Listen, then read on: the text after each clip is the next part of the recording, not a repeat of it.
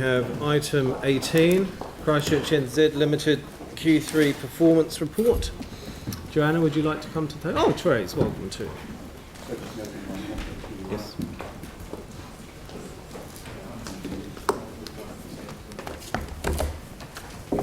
Welcome both. Hello, thank you. So you have a presentation for us? We do. Well, over to you. Very pleased to be here. And the next slide will show you basically who we are and what it is we do. So the holdings company is a vehicle designed to give council some options, some flexibility as the shareholder, as you make further decisions around the structure that would be best for entities in the future. So the purpose of the holdings company, as you can see, reflects its role as a home for CCOs designed to deliver economic regeneration. Christchurch NZ, of course, is inside the Holdings Limited. Its purpose is to stimulate sustainable economic growth for the city. Also under Holdings, we have Chris Limited, and its purpose is to provide long-term stimulus funding to enhance economic transformation. So the mission overall of the entire group is to ignite bold ambition, and that is certainly what our senior executive team does, and on behalf of the city, they drive that activity for Christchurch. And with no further ado, I'll hand it over to our Chief Executive. Thank you, Therese. Kia ora koutou. It's lovely to be here. I want to start by acknowledging your commitment to hearing our quarterly report in a public session. We welcome the transparency and accountability, and we appreciate the opportunity to engage with you in this environment. We also, I want to acknowledge the strong relationship we have with the finance and performance and strategy teams within Council, which enables a strong working relationship between Christchurch NZ and the Council teams, and we consider the flow of information between our two entities a highly valuable part of our working relationship. As you all know, and we've discussed in a variety of forums, Christchurch remains at a pivotal point in its regeneration journey, and the work that we do at Christchurch NZ is committed to addressing some of the challenges we face, but also some of the opportunities in front of us. There has been a heavy commitment to the infrastructure rebuild in Christchurch, and the work that we do is designed to stimulate the activation of that infrastructure to ensure that the investment that you and central government have made is truly realised. And the work that we're presenting in our quarterly report is consistent with that.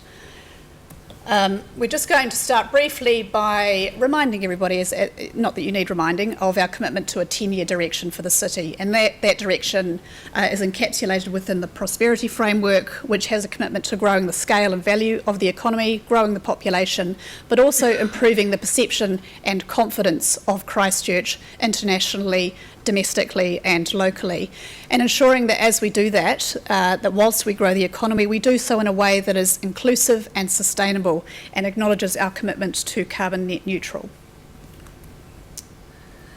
So the prosperity growth work that we've been focused on in Q3, so this is the period from January to March of this year, has been to truly embed the prosperity framework in all of our work and also to engage with partner agencies around that work.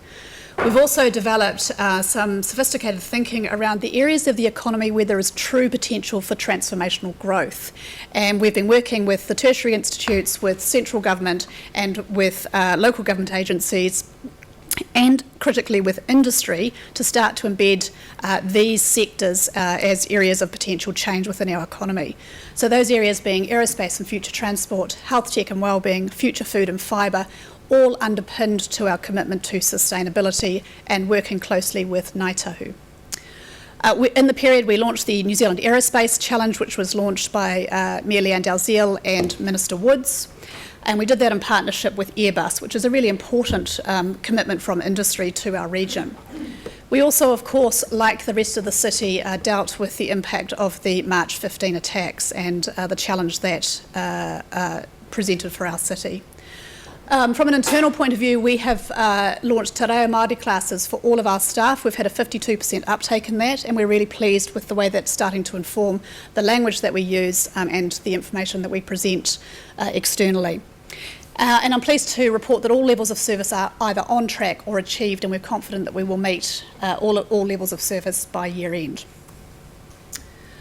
With respect to the city profile work that we do, we launched the Explore Canterbury Hub and Spoke campaign with Tourism New Zealand, and that's had some really, really good outcomes for the city. You can see the target there was 89,000 website visits, and we actually hit 175,000, and that's continuing to grow. And then referrals to visitation were 11,900.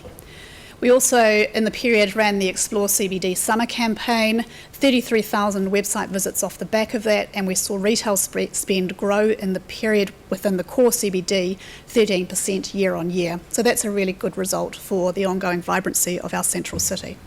And that's versus 2% growth against the rest of the city. So you can see that benchmark in terms of the growth within the CBD.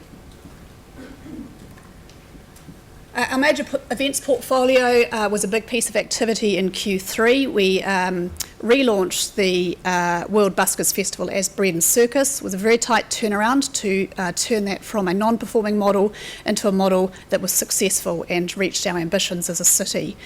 So we increased the duration of the festival from 10 days to 25, and the number of performances from 138 to 609, and that attracted 575,000 of tourism expenditure, and almost 4,000 visitor nights.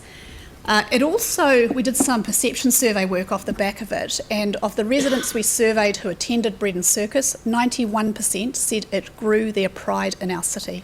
And we're really, really pleased with that result, because that's all about making sure our residents become the strongest ambassadors for the city.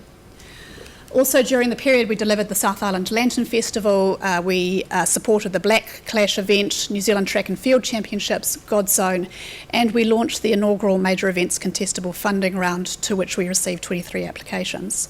So we're really pleased with the volume of work. We have measurables against each of those events where we can now start to measure the economic impact of the events, but also the social benefit in terms of the way our city is perceived, and they are the things that we're aiming for. Also in Q3, we successfully bid for 2 major business events alongside our colleagues at Atakaro, and we were very pleased to secure the Australasian College for Emergency Medicine conference, and also the Pinot Noir 2021 conference, and that's the first time that has been secured outside of Wellington. We're really, really pleased to win this one, because it starts to showcase some of our regional strengths around food and wine.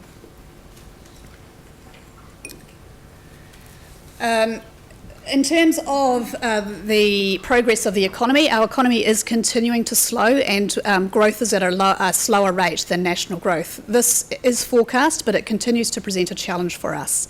Our unemployment rate is rising, and that again is one of those bellwether measures that we are concerned about. Part of this is associated with the decline of the rebuild stimulus, and that is why it's so important that we continue to focus on areas of the economy in which there is the opportunity for transformational growth away from the rebuild stimulus, and you will have heard me talk about that in a number of forums. We can't underestimate the importance of that. Business as usual is not going to be enough to sustain our economy and prosperity for our city. Retail spend across the city within the CBD was strong in the period, and particularly we saw a notable growth in hospitality and apparel. But we have a strong stimulus provided by international visitation, and we know that international visitation is seasonal, so we still have that ongoing vulnerability as we head into the winter period. From a financial point of view, things are going well. We're operating ahead of budget. In Q3, we attracted by the end of Q3, we attracted 3.2 million in non-council revenue. So that supplements the investment that you make in Christchurch NZ and amplifies the outcomes that you receive. We're operating within our reserves policy, and we were able to write down the final legacy of Powerhouse Ventures, which was very pleasing to us to have exited that shareholding. So moving forward, then I always feel these quarterly reports that some of this activity is almost 6 months old by the time I get in front of this committee. So I think it's important to just signal the work that's underway this quarter. We're in the midst of a major winter campaign in partnership with Air New Zealand. That's going extremely well. We're very, very pleased with the level of engagement nationally in that campaign. We're just about to launch a campaign focused at our residents, encouraging them to come back into the CBD for winter. And we're working on some business attraction work, which we're about to launch into Auckland. Vicky, apologies, there's no billboards on the motorway, but a very targeted piece of work there to encourage Aucklanders to relocate their businesses here to Christchurch. We've also launched the High Growth Program, which is incubating 10 high potential businesses, and we've got a number of events happening across the season as well. Internally, like everybody else, we're in the midst of business planning, budgeting and audit period, and we're continuing to roll out te reo and people and culture programs for our staff to ensure that we are viewed as an exemplar workplace. Kia ora, thank you for your attention. I'm happy to answer any questions, as is the wonderful Therese. Thank you. Thank you very much for the presentation. Any questions? Phil? Yes, thank you very much, Joanna, for this quite extensive report. I just wanted, you referred to in the report too to the mosque tragedy, and I guess that has raised our awareness strongly, I guess, particularly in relation to our multicultural strategy. And I just wanted to take our strategy a step further. And you refer to migrant people in the report too. Just if there might be a way that immigrant entrepreneurs might also be able to be supported somehow, and obviously, well, hopefully say through an existing agency in Christchurch, if that's something else that Christchurch NZ might be able to reach out to. Thanks, Phil. I appreciate that feedback, and we're happy to report back to the committee on that. Thanks. Aaron? Yeah, so just on the events that were coming through, on the Black Clash, it had the visitor nights, I think it was around 4,000 or something.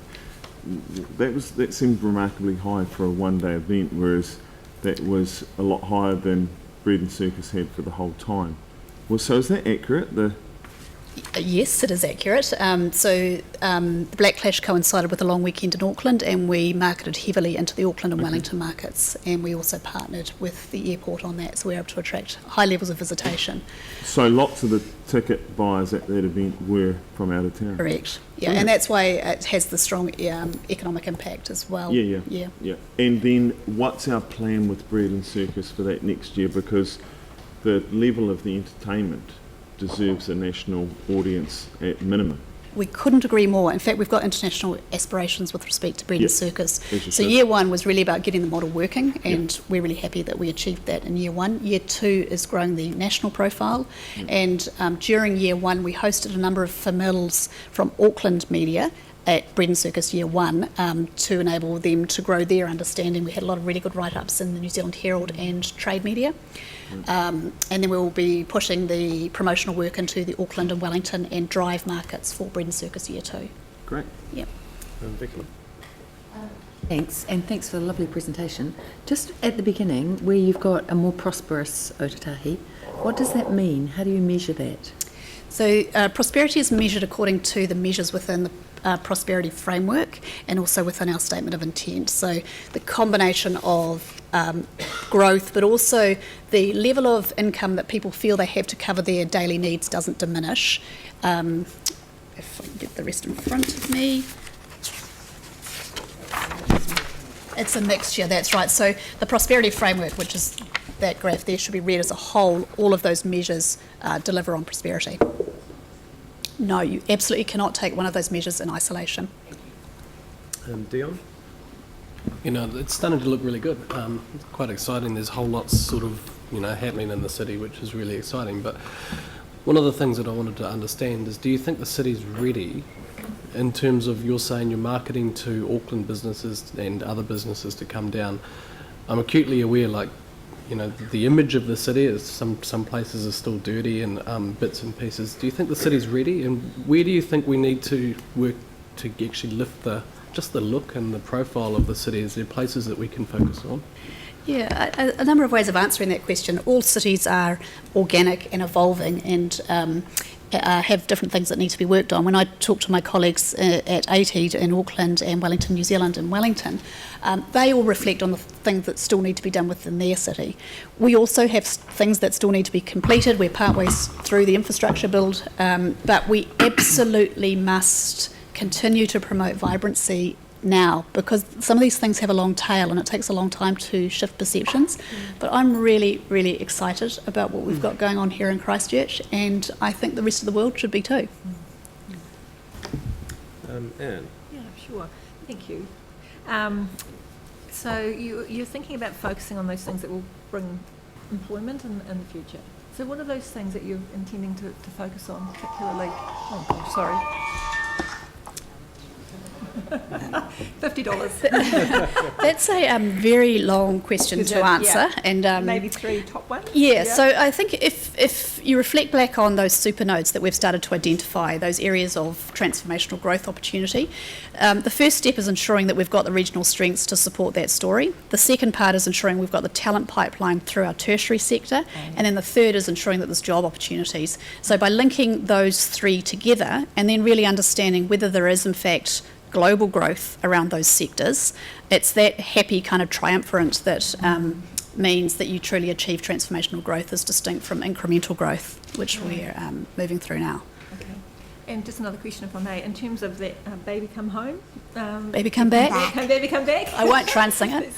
We talked this morning about this place, this building, as being like our whare in the city, for the city, and whether this could be incorporated in that somehow, bringing people into this building for events or celebrations, or just to kind of get them in here and sense that this is their place. Awesome. Yeah, and we've got so many great venues in the city and such a I know. good story to tell. I So know. you may be competing with others, but Yeah. certainly take that on board. Yeah. Jimmy? Hey Ralph, I just had some questions at the appropriate time. Cheers. Yeah, in a second. Jimmy? Okay, thank you. 2 questions. First one, based on your figure, the unemployment rate in Christchurch is 4.4. Nationwide is 4.5. However, regarding to the GDP increase, Christchurch is only the 2.0, but nationwide is 2.7. I just want to know whether there's a business structure is a difference, or what kind of, it looks like our kind of productivity is less than nationwide. Yes, we do have a productivity challenge, but the greater impact on those two statistics that you just referred to is the decline of the rebuild stimulus. So we've got some structural differences within our economy, fundamental structural differences than other centres, and that's what's really leading to those growth rates that you're referring to. But if that's true, regarding to the Christchurch NZ, whether your role, whether it's to help those business, whether they can improve their business structure or not, whether you have this scope. Just face this, just reality, whether you have kind of. So, sorry, if I understand the question, your question is whether it's our role to stimulate business? Yeah, it's partly our role. To be really clear, Christchurch NZ is not the economy, but we do support the economy. So it's our role to understand what it is that is challenging business, and then to work with a number of agencies to help address those challenges. And Christchurch City Council is one of those agencies, the Canterbury Chamber of Commerce is another. There are a range of partners that we work with. But the bigger role that we play is that dialogue with central government, ensuring that there is full awareness of some of the challenges that we are facing within central government, to enable support from central government to Christchurch to address some of those. Thank you. Second question is, you particularly emphasize regarding number of visitors, no any evidence to be affected by those kind of mosque, or you mentioned a terror attack. But I just want to know regarding the number of visitors. I mean, compare, to the previous year, same time period. What is the situation? How much percentage increase or decrease? What's Sorry, I don't fully understand the I mean, question. you particular mention, based on your report, you mentioned a visitor, no any evidence has been affected by those most On March attacks. 15th, apologies, Yeah, I I just misheard want you. to know the figure. How did you make sure, no any impact? We are seeing no correlation between visitor trends and the events of March the 15th, but what we do know is that in some markets, and in particular in key markets, visitors are more favourably disposed towards New Zealand post March 15th than they were prior. Now that's partly we believe an awareness issue, but secondly also a reflection of the way in which the city and this country dealt with March the 15th and the compassion and care that we showed to our international community through that period, which has shifted that perception measure. Okay, but how about the international students, the numbers international students, whether have affected by this attack or not? We have no data that suggests to us it has either been impacted or not being impacted. We simply don't know. But the anecdotal feedback that we are receiving from the tertiaries is there was a very short-term impact in the days immediately post March 15th, but that impact hasn't been sustained. Okay, thank you. Yanni? Thank you. I just had 3 questions. One is that I note that the third-party revenue, you didn't meet your target, and that's down, or you didn't raise as much as you expected. Can you just give us a little bit more understanding of why that's happened? Yeah, we set ourselves a really aspirational target prior to really understanding the potential of the market to support us through this first year. So whilst third-party revenue is growing and we're really happy with the level of revenue that we've achieved to this point, it hasn't set the aspirational target that we set for ourselves. That said, we're really happy with what we've achieved out of the gate, and it's significantly more than we've been able to achieve in prior periods. Right, thank you. The second question was, I just wondered, you mentioned in the report around your business growth team provided support for a number of businesses who had lost staff and leadership. There's no mention there of supporting the businesses in the cordons, but I just wondered if you could talk through what you've been doing around support for the businesses that were impacted by the cordons, particularly in Linwood and possibly in Riccarton, although I'm not as aware of the Riccarton ones. No, we haven't played a role in supporting businesses within the cordon other than engaging in the initial period with MB, MSD and the Chamber to support the work that they were doing in that space. And this MSD is the lead with respect to the support for businesses within the cordon. Right, so in all the sort of stuff that you're doing, the narrative, the prosperity, I guess what strikes me from your report is that there's a very strong focus on the central city, and I get that, but what I can't really see is what's the impact across the rest of the city in terms of how communities are performing when it comes to things like economic prosperity, or I refer to it as prosperity rather than just economic. So have you got any indicators that you're tracking across the different suburbs of the city, for example, in areas like Linwood, so that you do kind of understand what's happened post-terror attack around that whole community economic wellbeing? Yeah, we do track the whole economy, but we have invested in specific software that enables us to track retail spending within the CBD because of the challenges of ensuring we achieve vibrancy within the CBD to ensure that the regeneration momentum is sustained. So that's a specific point in time application of our resources, but we'll continue to evolve that over time. So if we wanted, as a council, sorry, this is just the final question, but as a council, if we wanted, for example, to understand what the value of the investment that was going into, say, places like New Brighton in terms of, economic stimulus, etc., or Linwood, how would we do that? Like, do we need to set new levels of service to get you to kind of focus on those other areas that we're investing a lot of money in, but don't have that good data to kind of understand what's happening? Yes, is that kind of the way we? Yeah, yes and no. That's an ongoing conversation as to which data sets are valuable to which of our partners. Turning on other suburbs would be a relatively small investment. It's just simply a matter of prioritising what we're tracking at any given time. Okay. But yes, changing our levels of service would obviously be one approach. Okay, thank you. I've got a couple of questions, well, sort of 3 comments which roll into a question just from the report. You talk about positioning Christchurch as an internationally relevant city. You talk about promoting global social change on the back of the Christchurch call, and you talk about developing the attraction piece, like why Christchurch, which I will ask you, why Christchurch?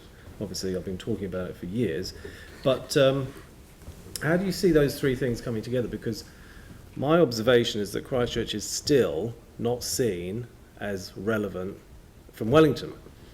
So when you're talking about the international relevancy, the huge brand awareness we have globally, and yet up north in our capital, the bureaucrats don't consider us to be even nationally relevant. So how are you addressing that issue? Yeah, the two are actually intimately intertwined, because when Wellington gets Christchurch, they are responsible partly for telling the story internationally through agencies such as MFAT, NZTE, Education New Zealand and others. So we are engaging deliberately and specifically with each of those agencies, talking about the strengths of Christchurch and talking about the way that the strength of Christchurch supports national prosperity and the role that we play within the national economy.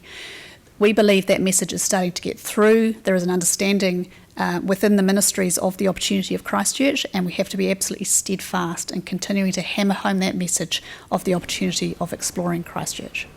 Good. So I think the relevant piece there is hammer home, because you may need a very big hammer. I absolutely agree. I feel like people should have got it by now, but we just absolutely put it on repeat, loop it up, loop it round. Okay, thank you. Any other questions? Thank you for your presentation, particularly regarding to the major kind of events, you know. But my concern is whether you have individual each major event actually, you know, have a detailed report, like advantage, disadvantage, whether have any economic of the benefit or you know, a trade-off, etc. I just want to know. Otherwise, you know, with just maybe artificial. Very artificial. I want to whether can see this comprehensive report. Absolutely. So within our quarterly reporting going forward, we will have detailed metrics around the economic impact of each event and also the economic impact of the portfolio. And the business plan that our board have just signed off has a requirement to reach a specific number in terms of economic impact for our major events portfolio. Thank you. Okay, well, look, thank you very much for that comprehensive report.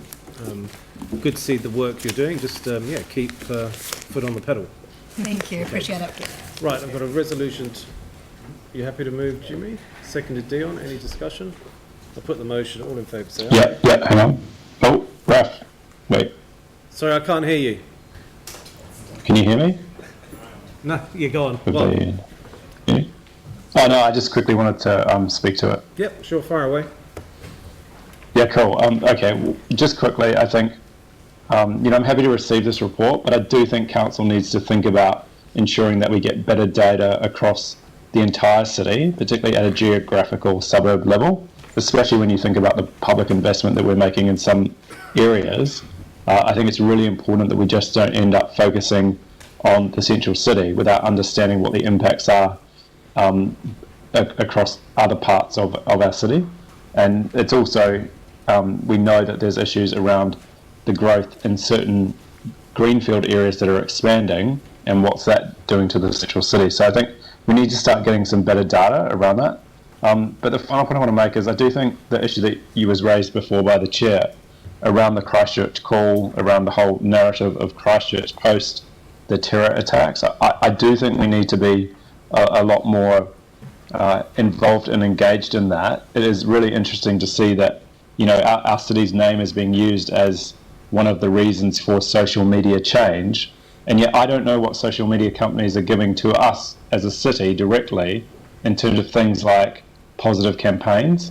And I think it would be really important that we connect with them, not just about the global call for social media change, but also actually them responding to and actually compensating is probably not the right word, but giving something back to our city because of the huge damage that was done by the use of social media during those terrorist attacks. So I would hope that Christchurch NZ could possibly take on board the point that you have made, but also the point that I'm making. But I'm happy to receive this report.